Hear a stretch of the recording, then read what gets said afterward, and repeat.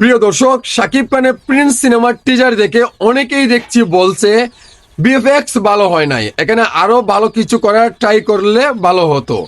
Teaser দেখে মনে করছে শাকিব খানের হাত একদিকে পা একদিকে, মানে ম্যাচিং নেই, মানে কালার গ্রেডিং, এমনকি অনেকে বলছে এটা ভালো না। কিন্তু ভাই আমি বলি বিএফএক্সটা ভালো মোটামুটি হয়েছে, কিন্তু এত আহামরি যে ভালো হয়েছে তা কিন্তু নয়, আমি কিন্তু একমত। কিন্তু আপনারা যে বলছেন কালার গ্রেডিং দুর্দান্ত লেভেলের হয়েছে। আপনারা প্রথম মৌসুম পোস্টার দেখলে কিন্তু বিচার করলে হবে না। এই মৌসুম পোস্টার দেখে আমি কিন্তু এগুলো প্রতিবাদ করেছিলাম, কিন্তু এটা কিন্তু শাকিব খানের দোষ না।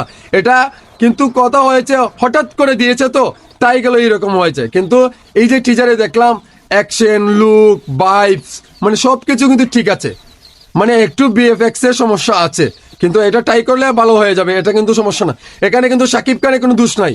আপনারা যে শাকিব খানকে নিয়ে ট্রল করছেন একদম সাবধান হয়ে যান, মানে এখানে কিন্তু শাকিব খানের দোষ নয়, এটা বিএফএক্স এর সমস্যা হয়েছে, এটা এডিটিং এ আছে, সমস্যার সমাধান হয়ে যাবে। কিন্তু আপনারা শাকিব খানকে নিয়ে ট্রল করতে পারবেন না, মাথায় রাখেন।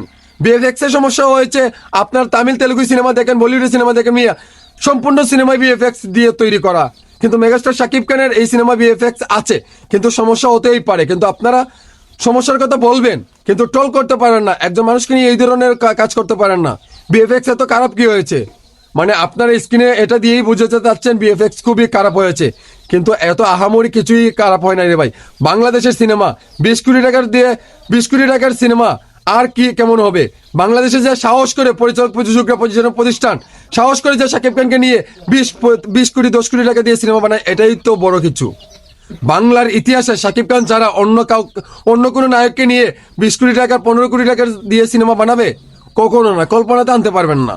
তাহলে যা হয়েছে তা নিয়ে সন্তুষ্ট থাকুন, কারণ আমরা এখন শাকিব খানকে নিয়ে আমরা বলিউডের সিনেমার সাথে আমরা পাল্লা দিতে পারি, বসে সিনেমা দেখতে পারি। কারণ আগের সিনেমা 1 কোটি টাকার সিনেমা কি 50 কোটি টাকার সিনেমার সাথে বসতে পারবে না। কিন্তু এখন মোটামুটি আমাদের বাংলার সিনেমা, শাকিব খানের সিনেমা আমরা বলিউডের সাথে পাল্লা দিয়ে দেখতে পারি, এমনকি কম্পেয়ার কিছুটা হলে করতে পারি, তামিলের সাথে কম্পেয়ার করতে পারি, ইংলিশ ফিল্মের সাথে আমাদের বাংলা সিনেমা এখন যায়, বুঝতে হবে।